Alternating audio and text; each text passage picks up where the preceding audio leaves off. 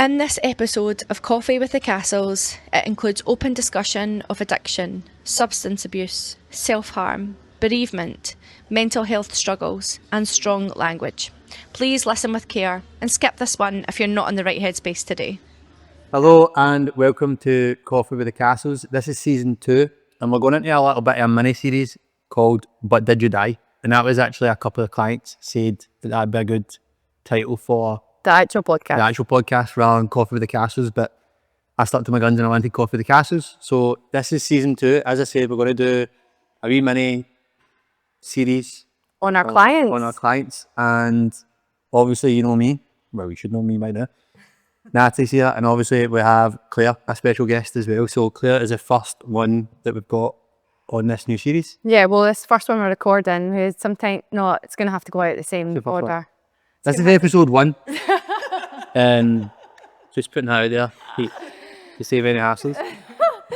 Yeah? Yeah, and welcome, Claire. Welcome to the podcast. It's this is a bit different for us because we've never had somebody else on the podcast. So firstly, we're trying to get used to where you look, where you sit, 3 coffees. We've also got all 3 Waynes and the den. So Daniel's going to have his hands full. It's actually, to be fair, this is the first time ever we've outnumbered the kids, which is actually really nice. I know. There's 4 adults to 3 kids. And one thing I will say is that every time we come into the gym with the kids, Claire's always the first one to have the kids. And she's usually got them the whole time as well. That's why she got a job. Oh, that's a spoiler. Spoiler alert. Imagine there's a babysitter. That's at the bottom of the contract when it says any other duties required. It's just the kids come in, they just go gravitate straight to you. But yeah, let's... On that note, so we've brought Claire onto the podcast. As you've just heard there, Claire is now one of our coaches, which is really exciting. You should have seen it on Instagram by now. If you've not fucking followed us, so go and follow us. And yeah, we just thought it'd be good to get Claire as the first one on, because Claire, some people may know this, some people don't. Biggest majority probably do because she's the only ones that listen, or our clients. But Claire was originally a client. And you were a client for how long? 2 years, just over 2 years. Just over 2 years before she made that transition from client to a coach. So we just thought it'd be good to, very inspiring story, and we thought it'd be good to get Claire on board just to kind of chat through life, chat through where she is now and what drives her and motivates her, so that hopefully it can get some of you off your ass and do something. Yeah, and I'm going to say now, I'm going to check my phone, but it's not because I'm being rude, it's just because I've got the questions in my phone. You'll know if Natty's not checking if your questions on her phone, because you'll just go fucking blank. Because normally if I'm asking her something, right, and she'll say, oh, I'm doing work or whatever, you'll see her and you'll just tune it to the world. You can ask her anything and she wouldn't even know what you're fucking... Aye, but this is the thing, right, and I'm going to do a reel on this, and Claire, you might resonate, right? This is what it looks like when I'm ordering the shopping or when I'm ordering birthday presents. Right? This is also what it looks like when I'm booking appointments. This is also what it looks like when I'm booking flights for High Rocks. Hey, I'll just add to that. This is also what it looks like when I'm sorting out our life and when I'm messaging nursery. Disregard all that, right? Because that is a complete load of shit. She's literally just said to Claire as she's come in there, oh, I was up last night looking at a fucking drone. So don't start this right, oh, I'm doing it for the veins, I'm doing it for the shopping. You're looking at a drone. Aye. Why do we need a drone? That was only a small part. It was a list. Aye, and you'll resonate with that. You will resonate with that. You do. Looking at a drone? No, that was an advert, because I'm getting really tech savvy these days with my gadgets for the phone and my lights and my mics and all that. Because the content's... Being married to a 40-year-old man. Fucking drones. Anyway, You don't look like my... Season 2 is off to a good start. well, thanks so much. So I'm just going to go in here and order my drone.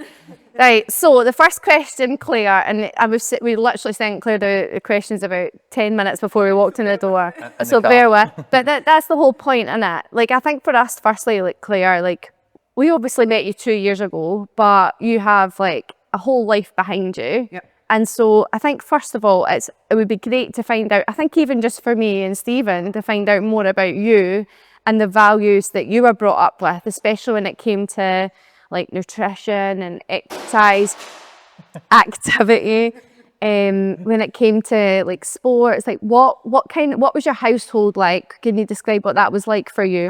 So it's me, my mum, my dad, and I had a younger brother. So we lived in Sighthill, very close family. My mum and dad were always there for us no matter what we decided to do. My mum actually says that I ran before I could walk. So, That's fast. aye, she says literally for the minute I was on my feet, I was running. Up to no good, she says I was just constant. When I was younger, I was into everything basically. I was the captain in my girls' football team in secondary school. I was in the cross country team. PE was my favourite subject in school. I was just always into my fitness when I was younger. Growing up, I did always want to do something related to fitness. So PE teacher crossed my mind, fitness instructor. So basically for a young age, I was always interested in doing something related Just moving your body. to fitness. Yeah. Always went to the gym as well. Like, I think I've been in every gym in Glasgow, to be honest. Tried every gym in Glasgow. That's what seems to happen to a lot of the clients that come here. End up have tried a whole load of gyms and then they come here. So I've done one-on-one PT with people. I've like done boxing when I was younger, done karate when I was young as well. So I was a right tomboy when I was younger as well. So you would always find me playing football with the boys and the other lasses are in the corner doing the cheerleading. That just was not you were slide tackling in. Like, I was like, you were going home with holes in your trousers. so from an early age, my mum and dad were always very supportive. My dad used to play football himself. And then he was in the background with Cassells Juniors football club. Right. So he took to do with that for many years as well. So I always saw my dad like in football. My mum and dad loved to walk as well. So my mum, she's always, for as far back as I remember, she just loves to walk everywhere. She's always on her feet. Like whenever she could walk, she could. She's coming up for 70. Next weekend, we're going away for her birthday. Oh, lovely. And still to this day, the two go out their walks every single day. If she misses her walk, she's devastated. Oh. So we've always watched them keeping active. Yeah. So that's obviously really helped me as well because I've always wanted to keep active. And tell me about like food and nutrition and what was that? Nutrition-wise, my food with mammy, she can't cook to save herself. So my dad was always a cook. Because you didn't want them. Do you think she'll be listening? Lauren will tell you a story about her. She gave Lauren food poisoning cooking oven fish. Oh no. A lot of the time she's not allowed to cook. She does a good pasta bake, literally cooking pasta, mixing the sauce in. Very good. But my dad was always a cook, so he would make like your hearty meals. He would make like your mince and totties. He makes the best Indian curry still to this day, homemade Indian curry. So my dad was the cook, so he would cook near enough every night for us. I'm starting to hear that a lot, that actually the guy takes on a lot of the cooking roles in the house. Absolutely. Because it's fucking real life in our family as well. I really appreciate that. She's not hearing it, she's actually living it. So he was the one that always fed us basically. Yeah, good. Home hearty meals, I'm assuming, all cooked from I scratch. would get like chicken nuggets and chips some nights as well, pies, chips and beans, like. And then do you think that went into when you became a parent? Like, do you think these kind of values came into you when you were a parent? Well, obviously me and Martin had Lauren when we were young, so I fell pregnant at 16. Yeah. And we were parents at 17, so that obviously changed our lives quite a bit. My mum and dad were really good though. Martin's mum, dads were really good, his stepdad as well, so they helped us a lot. We still got to do what every normal teenager and stuff got to do. But my mum did warn me, it's your child, not mine. So I learned a lot from my mum and dad and brought Lauren up the same way. Yeah. And I'm assuming she must have grown up in that household as well. Yes. So your mum and dad would have. So we stayed with my mum and dad until Lauren was 7. So my mum and dad were obviously a big help, a big part of Lauren's life as well. So they still done a lot of the cooking and stuff while Lauren was younger, obviously, because we still stayed with them. And then eventually we got our own house. But I obviously had Lauren young, so kind of put my career in the back burner, but I wouldn't change it for the world. Lauren was obviously the best thing that happened to us. But you know yourself, like being parents, you kind of put your stuff to the side about your ambitions and plans are, and you concentrate on doing what's best for the kids. So I basically was a teenage mum for Yeah. For the a few years, and then Lauren always came first. When Lauren was one, started working in the pharmacy. The woman, one of our neighbours, she worked in the pharmacy first and they were looking for somebody, so went in there and basically I was there for like 18 years. Yeah. So I just kind of get comfortable. Like, Well, that's what happens. It's like almost like Yep. I was talking about this the other day, that hierarchy of needs. Who's the philosopher who wrote that? I'll add it to the show notes. I say that every single one, right? And I never add it. So I'll try and remember it. Maslow, right? And he basically talks about like the base tier being like survival, when it's just like making sure you've got like the basic things to like warmth, like something to feed you and to keep you kind of going, energy. So all those basic needs, and then like connection or other humans. So like that's all you were programmed to do. You had a baby and you had to do make sure that you could earn, you could put a roof over our head, to make sure you could feed her, like all these things that came at such a young age. That so it was just kind of like, you were kind of like a robot at times. Yeah. Like get up, get them in ready for school, nursery, go to work, make money so that you can do things for them at the weekend, either get them the clothes that they need. Spend the weekend doing stuff with the veins. They've done stuff for them at the weekend, and then it's Monday again, back into the same routine.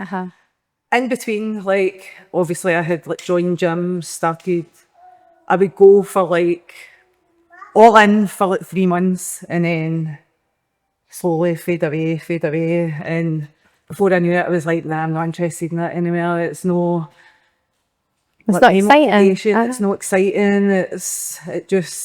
I just couldn't find what I was looking for. Yeah. And then leading up to my time before Cassells, 3 years before that was very challenging for me. It was one of the hardest chapters in my life. So COVID obviously hit. Working in a pharmacy, that was yeah. I couldn't even imagine, actually. I never even put two and two together. crazy. So very challenging in the work. Like obviously you get more customers, there was more deliveries. Like It's almost as if the pharmacy ended up being like a community hub for everything. I could imagine. So basically it was like longer hours, just more demanding, more challenging. So that was hard. And then in the background I was silently going through my husband's addiction problems.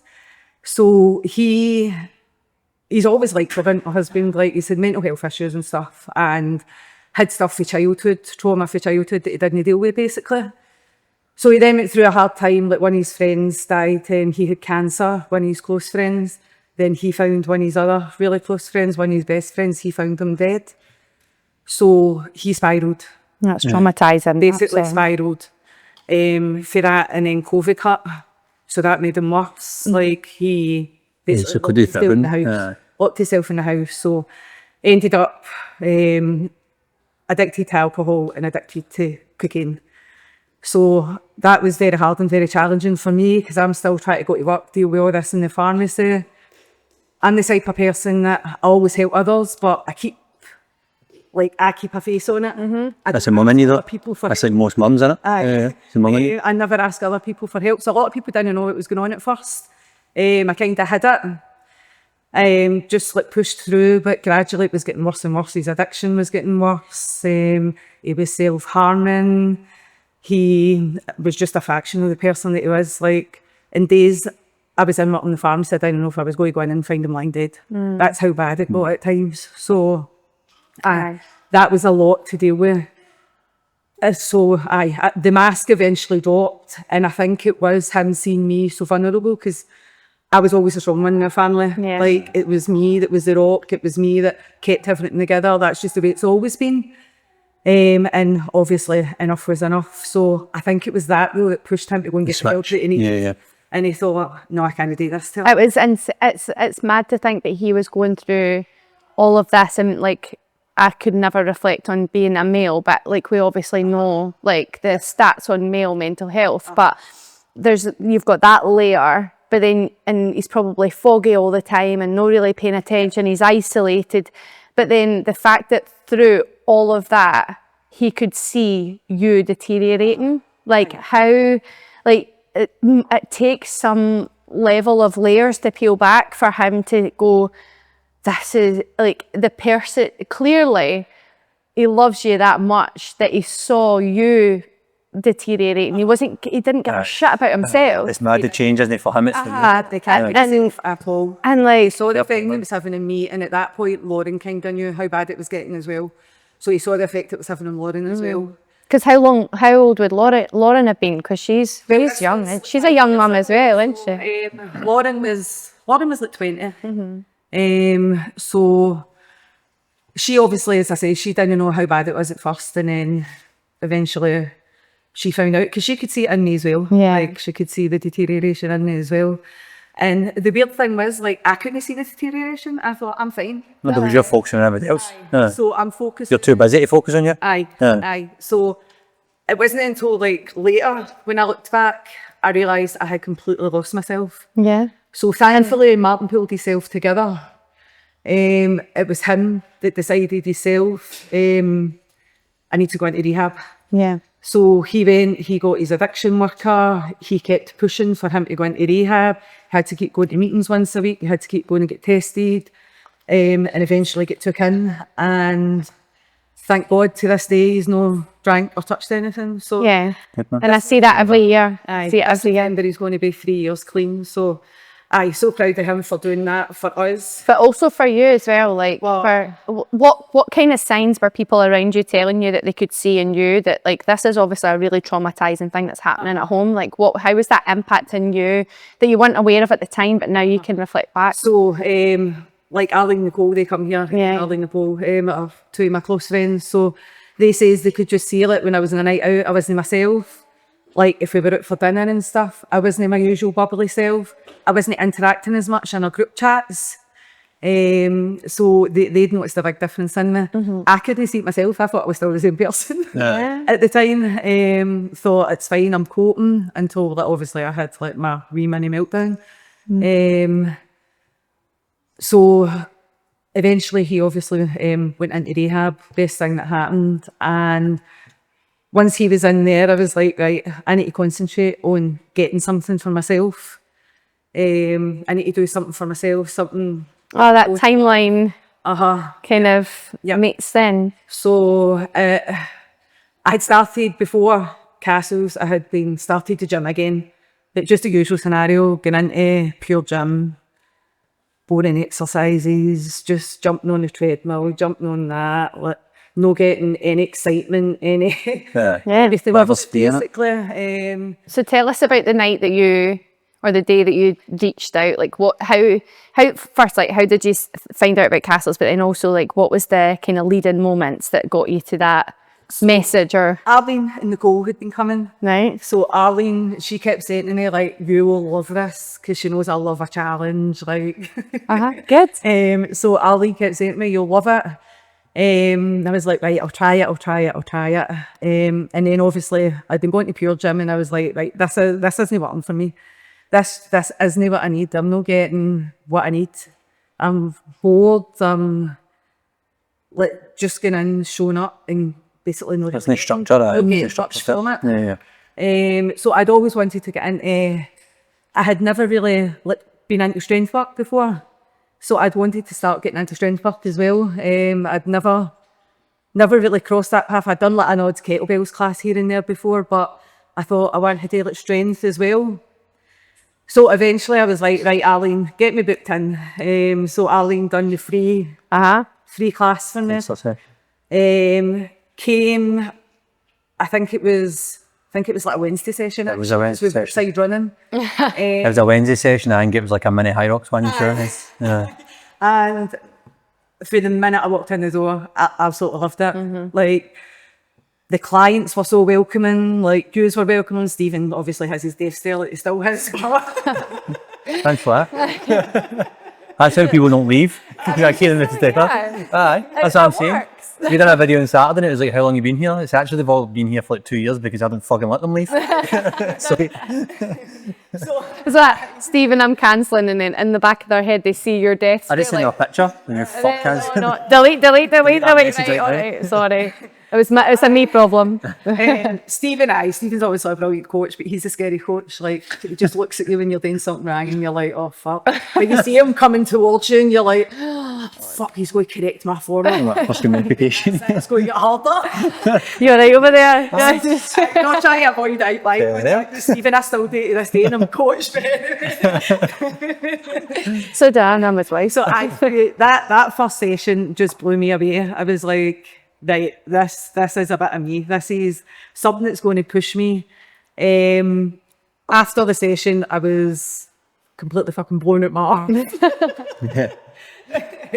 But in a good way. Yeah. It was like my endorphins were through the roof. I was buzzing. Like, I went home, I couldn't stop talking about it. I was like, that class was amazing. As soon as I got home, I booked up and got my membership. Yeah. So I started off at the 3 a week. I was like, right, I'll go for 3 a week. I think within 6 to 8 weeks, I was up to Unlimited, aye. You are. But I think also from that day, you started checking in. Literally. You get that. I think also, like, I think you were probably the fastest testimonial. I think because I've obviously done TT and stuff like that. Before Cassells was like a group facility thing and stuff like that. I even done one-to-ones, and I think you're the fast. I've been doing this for 8 years, and you were the fastest one to say I'll do a testimonial, and you were only in the door for like fucking 6 weeks. And I was like, I remember that. let's actually have a couple of our sessions, right? It was terrible.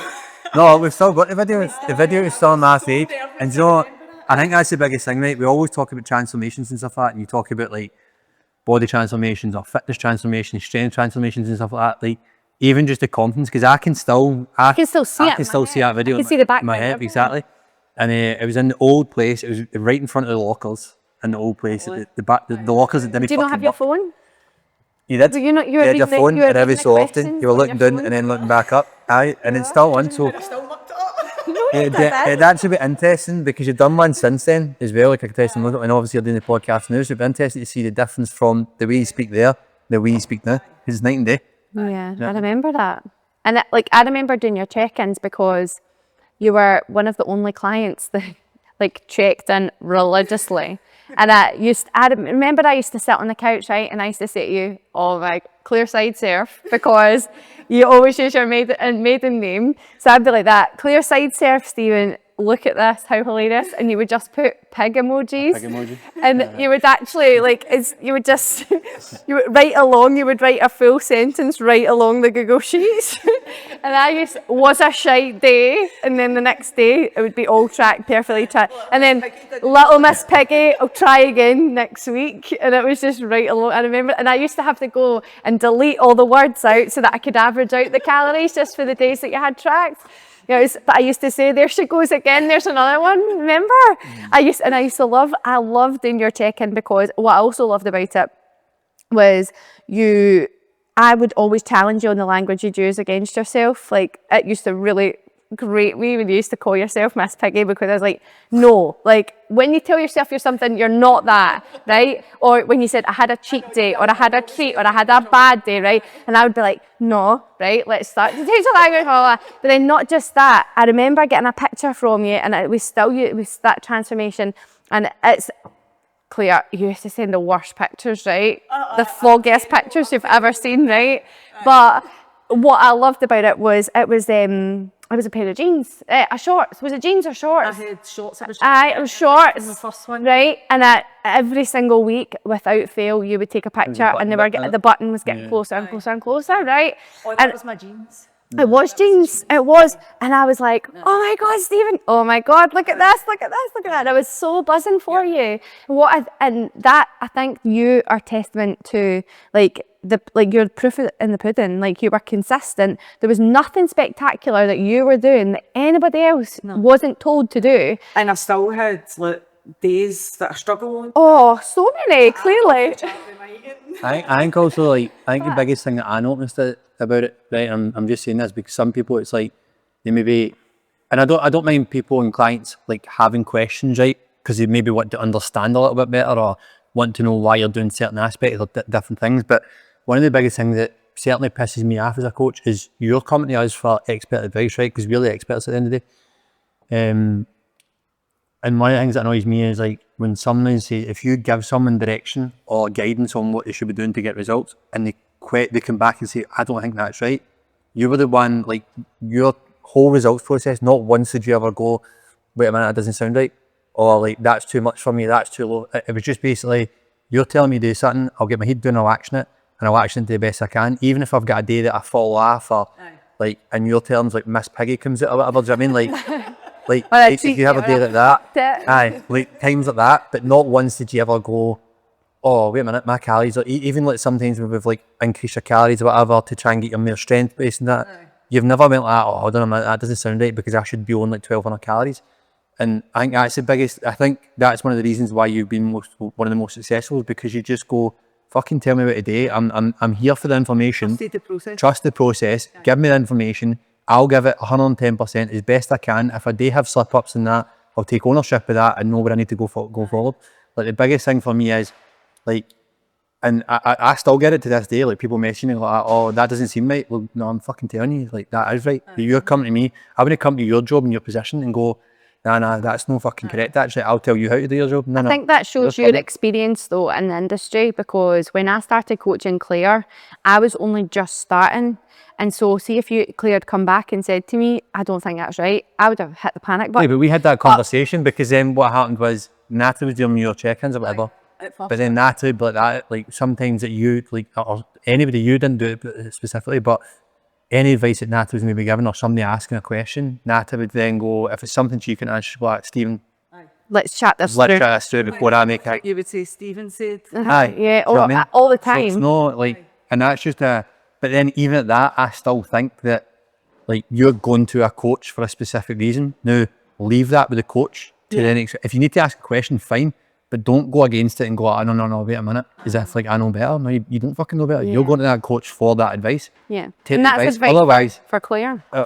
Otherwise, you're just fucking wasting your time. You're wasting your money. Don't come to us at Cassells, right? We ran at the week if you want, but don't come to us at Cassells or whatever, and then say, like one of the coaching team tell you to do something, and you don't follow through and do it because you think they're wrong. No, they're fucking right. And that's the thing for me. It's like, especially if like for me, I'm mentoring you guys as coaches and stuff like that. So the advice I give you is the advice you're going to give up on to other people, my experience in the field and stuff like that. So like, don't ever like come to us and go, wait a minute, because there's no point in it. Yeah. I think I know. I think that was one thing. Like we always say that I trust the process, and that's something that you'll get more and more confident with. I mean, when I started coaching you, you used to get so annoyed because the whole purpose of me starting to take on clients was because we were expanding the team. Obviously, we were doing group coaching, so Stephen used to do all the check-ins on his own, and then I went, right, I'll take a handful of clients. You were by far my favourite, because I was excited about somebody just listening to what I was telling them to do and actually doing it and then seeing a result. Like, see, for a coach, that is like the most exciting thing, was then I was chomping at the bit to see your progress photos, because I was like, I cannot believe that this really basic information I am telling you, it's nothing special, like, you know, reduce your energy expenditure and whatever you're taking in, and increase your whatever you're doing, and that works. Well, I'm fucking mind-boggling, but it's just mad. But then on top of that, it was, you were excited because you were seeing progress, and I was getting. I think that's the thing. So as a coach, like, that's something to take forward. Is like everything that you've learned so far, you can now apply that with conviction. And then, like what Stephen's saying, you will have our full backing, the full coaching team's backing, to almost say, right, I'm giving this advice, and that is the tune here. That's what you're getting asked to do, and say that with conviction. Because with me, see, if you'd come back to me and said, "Don't think that's right," I would be like, "Stephen, oh my God, panic!" But then I think that's the thing. You went through that journey as a client, and I went through that journey as a coach, and I think that's one of the biggest successes as well. Like, where Claire, like for us bringing on Claire, right, it was a bit of a no-brainer in my opinion anyway. Personally, it was the same kind of format as Chloe because these have been clients. One of the biggest things for me is like, see, to be a good coach is not necessarily about the education you have. Like there's people out there that have probably got more education than me, right? Maybe have fucking degrees in it. And I'll sit here in the new and I'll actually open up and say, yeah, like, I'm fucking better than a coach. Like, I know I'm, because I have experience, I have background in my own journey, my own fitness journey, what the tries and do's and don'ts and stuff like that. Do you know what I mean? I've tried and tested different things and stuff. So, and that's the thing, it's like being a good coach, like for you coming in, you've been through the process, you know how like a client should like feel, how they should look at a certain point, what they should think at a certain point, how they should react to certain like things coming up and stuff like that. So that to me is like a better coach than someone who's maybe got like fucking all these different qualifications, because then you know exactly where the client is. Do you know what I mean? And you can relay that back to them exactly, and you can relate to it. You're more human rather than telling them, right. I mean, let's face it, ChatGPT and stuff like that can give you all the information you fucking want in the world right now. But if you can't like take all that information and then act on it, or you don't know someone that you can bounce ideas off and maybe speak to about it who's been in that journey, then you're wasting your time. Do you know what I mean? Like, and I think that's the biggest thing. Like, us bringing you on board as a coach and stuff like that was certainly a no-brainer for me, because you've been through the process. It's the same with Chloe. Like, you know how it feels, and you have that experience of going, like, even yourself, like trying different things. Do you know what I mean? Like, you've just said there, you went to loads of different gyms, you didn't find what was right for you and stuff. Do you know what I mean? So it's like you've done everything.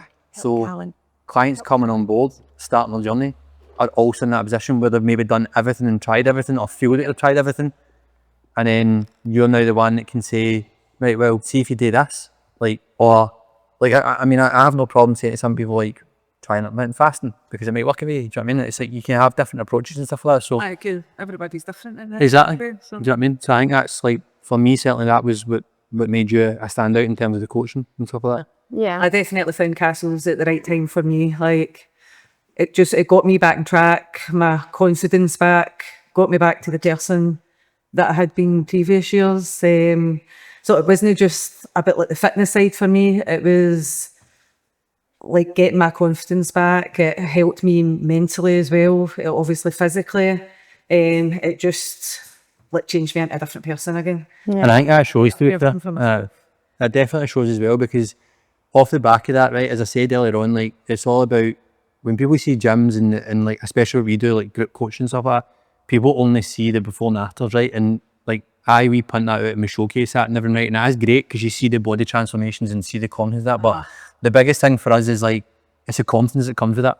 Aye. Because there, you've just said that you've built up this like level of confidence now, and if you look back, as we spoke about that first testimonial video, compared to now, it's like night and day. Podcast. For then, you're sitting on a podcast, you've also just done like headshots to a picture, you never would have done that before.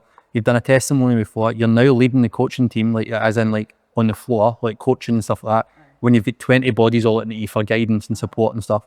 You've also took the risk, let's face it, and you know, finally done that thing that you said that way back you always wanted to do. You always wanted to be in like fitness instructing and stuff like that. Well, now that's gave you the confidence to go and fucking do it. Tell us about that. So like your career change, what did that look like for you? So basically, obviously, get my confidence back through Cassells, like coming to the sessions and stuff. And I just thought to myself, this is my time now. Like, Cassells taught me to put that wee bit of time aside for myself as well. Like, that hour coming here was my time. That was for me to be in my own head, for me to reach my own goals, for me to hit PBs, it just made me a better person for myself, for everybody basically. Because like, Lauren had lost me through that stage. Is like, I wasn't the bubbly mum that I was before that. Like, so obviously Lauren was older, she can look after herself, but I wanted to get back to that person that I was before. Yeah. And Cassells definitely helped me do that. So helped me start putting time aside for myself. It taught me that I need to put myself first sometimes as well. Like, Lauren was older now, Martin's back on track. Like, he really pushed me to do this as well. He's like, this is your time now. Like, you've been there for me for all these years. Like, me and Martin have been together for, we were basically like 12. I had done that. So secondary school. Hi. So he really pushed me to go for it as well. Like I had his support through it. He's now back at taxiing and stuff as well. So he's like, I'll put extra hours in. Like you go for it. This is your time. This is. So I had the backing of him. Like obviously I still get the backing of my mum in that. Lauren's so proud of me. Like she told me to go for it as well, and I went right. I'm going for it. That's it. Yeah. I remember when I got the message from you to say I'm thinking about doing my PT, and I was like, that's gonna be amazing. I doubt And you still. am I too old? Am I just being stupid here? I'm like 40 something. So I still had all the doubts. Yeah. But What pushed you? What was that? What when you messaged because you went to the guy that does all the training for everybody, David Noble. What made you go? What was? it was just like coming here and seeing what you do for people as well. Like that was a big part of it. I was like, I want to do that. I want to help people the way you help me, the way you help the other clients. No. So just watching news, like what you get everybody in here, that was a big push for me. I was like, no, I want to do that. Oh. And like when I'm in here, when I'm exercising, like when like watching news doing it, like it just makes me happy. So when Stephen used to come home and he'd be like, fucking hell, Claire, she is on another level. Honestly, like because he would come home, because obviously we would talk about check-ins. This was before like you graduated from me.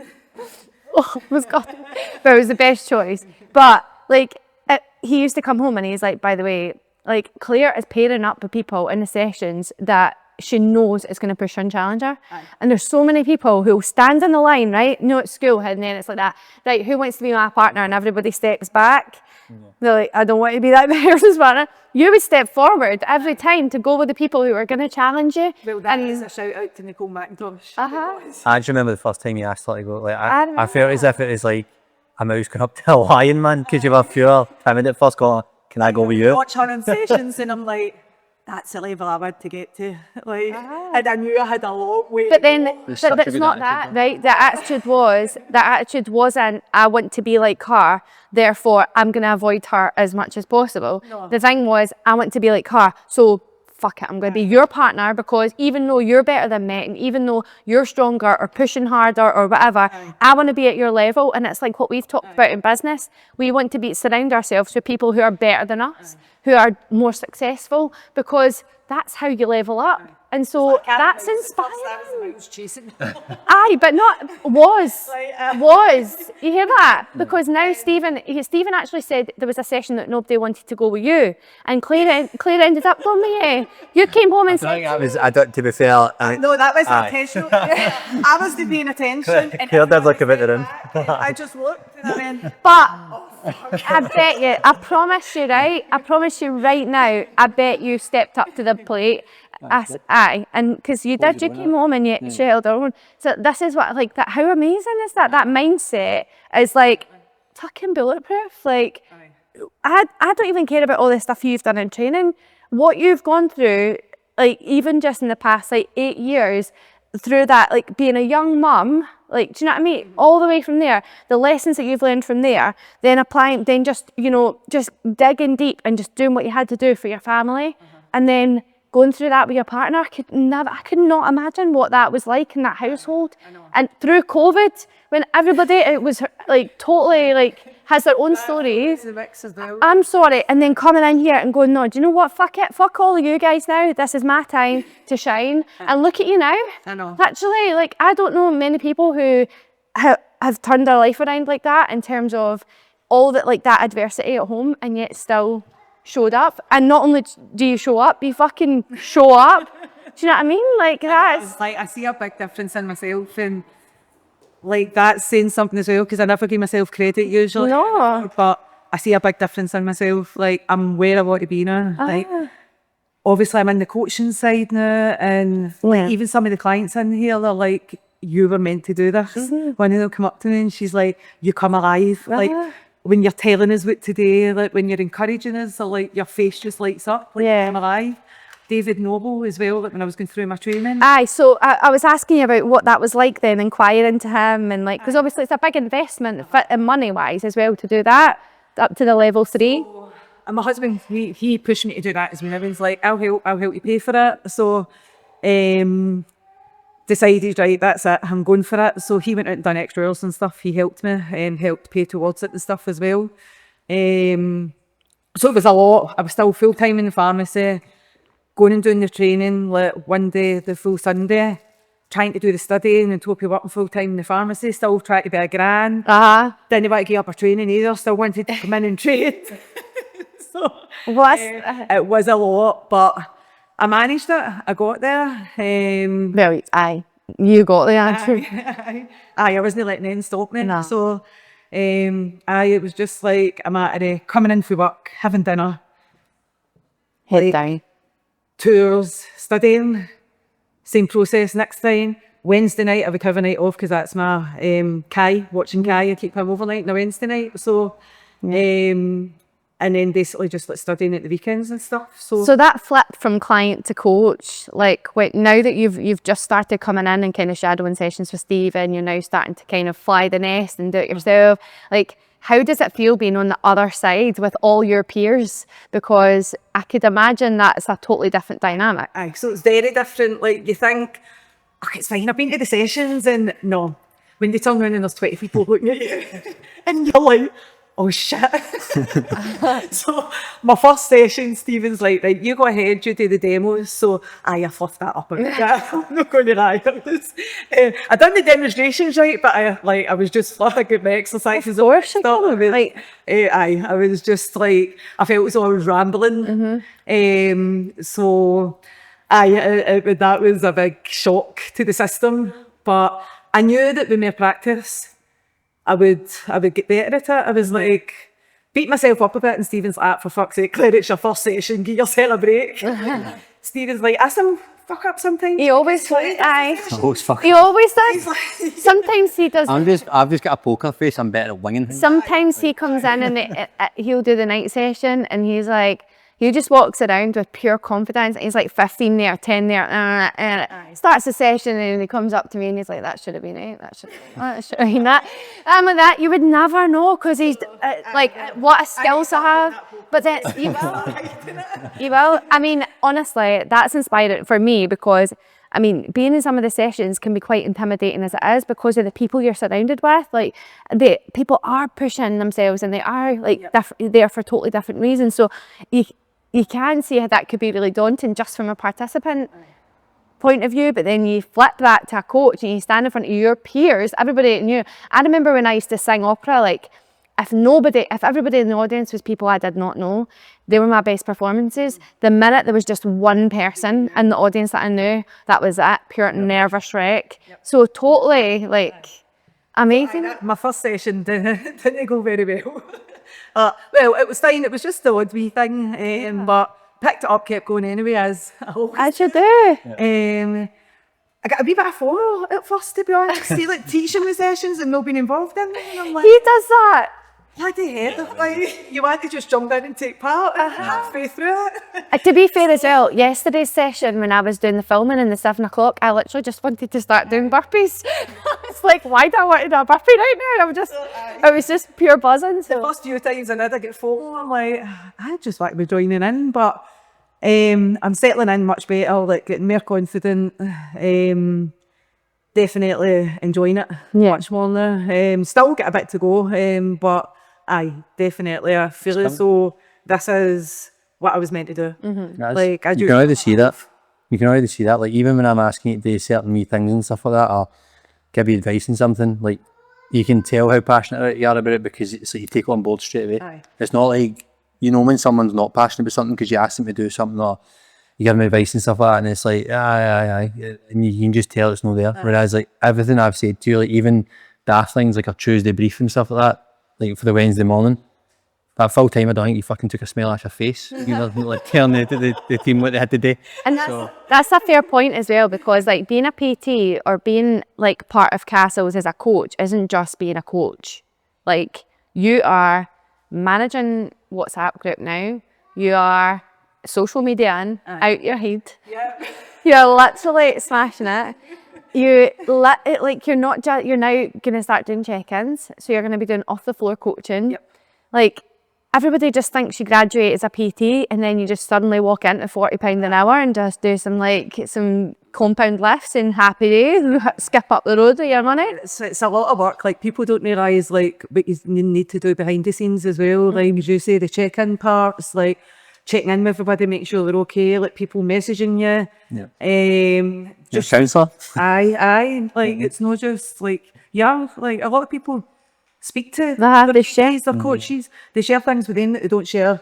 They feel they can't share with family members and stuff. So, which is good. That is a good part of it. Yeah. And like the community in Cassells is just second to none. Like, the clients are just, they're amazing. They're batshit nuts. crazy, but Madhouse. You're not. You've got fucking nuts. What did you say? Crazy. Madhouse.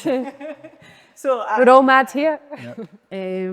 and you need to be mad to fit in, basically. It's not just like, you're not just coaching people like in a physical side. It's like you're helping them mentally, you're speaking to them, you're encouraging them. It's not just coaching and that's it. Like a lot of people think. And then I think you've also got your daughter, Lauren, comes here, Yeah. and Kai plays in the what's it called? Now you're flying. The cage. And we need to lock Kai up in the cage. Wild, but You lock him in it, but he fucking climbs it. Still gets out. he can climb over it now. So it's like turned into a family affair. It totally has. So me and Lauren get to spend more time together. Kai's obviously watching us exercising. He wants out of the Yeah, and he dances, she wants to come in and enjoy take part. He's always in Crowd it. running there. It's just I think that's a special thing about it. When I see you guys, it's like you started something, but now it's like you do like high rocks with Lauren, you do like gauntlet with Lauren, you know what I mean? even before I know there's a high rock race out, she's going to be signed up for it. Yes, exactly. And Lauren has never stuck to anything so long, like exercise related. Yeah, She's fine or not. Like, she's absolutely fine. as far back, she used to come to everything that I used to go to, but she was worse than me. Like 4 weeks, she'd be like, nah, shite, don't. Now she's got a fucking full team of pals in there, But that's the. But then look at that. Look at what you've done. I know. You joined with your pals. You've like had this transformation. You've inspired your daughter, who like as a mum. I've always said, like, see when I get into coaching and stuff like that, I've always said this, and this is for like, me specifically for PTs and stuff like that, but one of the goals you should always have, and this is a goal I've always had as a coach, is like, you're working with that person either directly or like in a group environment, but you're not just working with them, you're working with their family as well. Because it's like, what do they take home? What benefits of the fitness realm did they take home to their family? And like, you're a prime example of that. I mean, like, we've got obviously Gillian and Eddie that are going to come on a podcast soon as well, but it's like, who can you impact on that? Do you know what I mean? And that's one of the biggest things for me is like, when you came in, and then obviously Lauren's coming in, and then Kai comes in, and wee Kai wants a shot at the ball, he's got to be running that. Do you know what I mean? Exactly, do you know what I mean? So that's always the thing for me is like, and that's how. But then not only that, like your relationship as well, you must like because the two of you have gone through your own personal journeys in the house, it must be it's like so much better as well. It's not just the people that physically come here, it's also the people around you. I mean, and then there's your mum and dad who gave you all those like kind of foundations all the way at the start. They were setting them in the back of your mind way before you were ready to walk, and now you're just coming full circle. You're just coming back to that again. No, it's amazing. It is amazing. I think that's the thing. It's like, I'll be honest with you, like, I didn't know about your background, like, as much as that and in detail as that. So we already found you really inspiring as a person, like, and that's why, one of the reasons why I love the thought of you having a coach, like, you as a coach. Because I thought, you know, like so that you said that you just thought, you know what, fuck it, I'm going to take this time for me and I'm going to apply myself, I'm going to take the risk and start a new career and stuff like that. But then questioning whether age was a factor for you. Like, I had a similar experience with when I went to college. I was the oldest one at college, and I was only fucking 21, 22 at the time, but at the same time I was the oldest one there. And I did think that, am I too fucking old to be a PT? And you never see an old PT in that. I remember I used to say to you at the time, you never see an older PT. But I think that's the thing for me is like, one thing that inspired me about you the most, and like thought, you know what, if I can take inspiration from Claire, other clients are going to take inspiration. It's a no given that other clients are going to take inspiration from you. You've been the journey, you've done it, you've got your own fitness story, and you've took the risk at fucking any age. And I think that's the biggest thing is like, fuck it, like, what have you got to lose? Do you know what I mean? And that's the biggest thing that inspired me about you is like, you've got to a point where you've got a comfortable job, let's face it. You're starting to get that wee bit of time left for you, that you can focus on you, but then you've still went, nah, I'm not settling. This is no good. Like, it's not, I want to chase it even further. So actually in chasing it even further, you're actually taking a wee bit of that you time away again. Do you know what I mean? Because you've had that time to settle, you've had that time to just thingy, like just kind of coast and enjoy maybe just going to work and having that wee time for you and having the time for Mark. Taking that wee bit of time, me time away is I'm now doing something that I love. Exactly. Business. But you found a love for it, do you know what I mean? You found a love for it. But that's the thing, I think that's the biggest thing that I would say to any listeners, like, if any part of like Claire, obviously Claire's full story should inspire you, but the biggest thing for me is like, and the biggest takeaway I've took from it is, regardless of what age, regardless of what you've been through, regardless of what's happening, like, take the fucking plunge. If you want to go and do something, just do it. Like, and there's no perfect time to do it. Like, even when you're in coaching, it's like me throwing you in at the deep end, going like, right, Claire, just go and fucking run it. It's like, for that, I've always been of this understanding of like, start now, perfect later. I don't need you to be the diamond in it. I need you to like kind of build up the others to be that diamond. Yep. Do you know what I mean? But if you never start it, you'll never know. Practice makes perfect. Exactly. So what does the future look like for Coach Claire? Like what is your ambitions? Now that you're in the door, you're getting going, you're doing like these sessions, but imagine what does the next like 5-10 years look like for you in this industry? What's your values? To obviously no be in the pharmacy at all eventually, and I know there's a lot of stuff upcoming in here, a lot of exciting stuff going to be happening, so I'm hoping to be with Cassells basically. And is there The rest of me. And is there any particular group of people or any specific like values or things or like that you want to help or attract, or like what's really going to be like your core driver to as a coach? Like what do you think are the main things that you're going to like focus on, or is there any specific niche or people that you want to work with? Or So I mean, Stephen had spoke about like there's obviously a lot of older women getting into their fitness and exercising and stuff now. So maybe like focus on people that are going through menopause. Maybe do like the wee course in that and try and help them as well. yeah, Even like younger girls coming in, because I've started down there, worked my way up, and been through the journey that they're going to be going through as well. Obviously people that have been that are pregnant as well and working their way through pregnancy. I know, how many messages do we get now? Well, so, Everyone's up the duff. and I was always a tomboy, so I like pushing the guys to the I limits know. as well. Do you train with it? You could train with the guys and make them work harder. I know, it's inspiring. What you bring to the team is another whole dimension. I mean, we don't want 5 Stevens, we don't want 5 empathetic me's. We want like a really good mix of everybody. And what? I just said 5 fight bags, but okay, you can say empathetic if you want. I'd say fight bags. No, it's fine. Different I upside. just have a different approach. But it's still, I think what you bring to the team is just a whole different perspective, a different level, and also, again, like inspiring at like any time in your life. You can change, you can adapt, you can experience these things. And I think that's what this podcast is really going to showcase the rest of the clients, but also people that are looking in and people who are interested, or even just other coaches. Like what a journey, how like, and anybody who is considering changing something in their life, like take it from Claire, like honestly, because it's like your story, like your life that you've been through so far. Like thank you so much for sharing. No, it's the best thing that I've done for me so far, and I'm so excited just to see what the future brings in. Like for going through the serious 3 years during that COVID and that to my last 3 years, it's been life changing for me. So Yes, bring it on. buzzing for the next 3 years to see what that is. More headaches for me.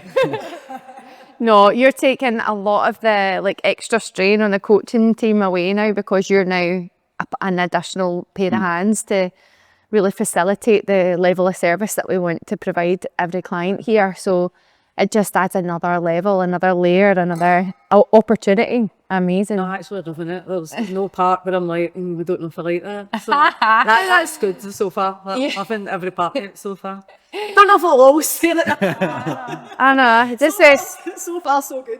oh, smashing it, Claire, honestly. And thank you so much for coming on the podcast.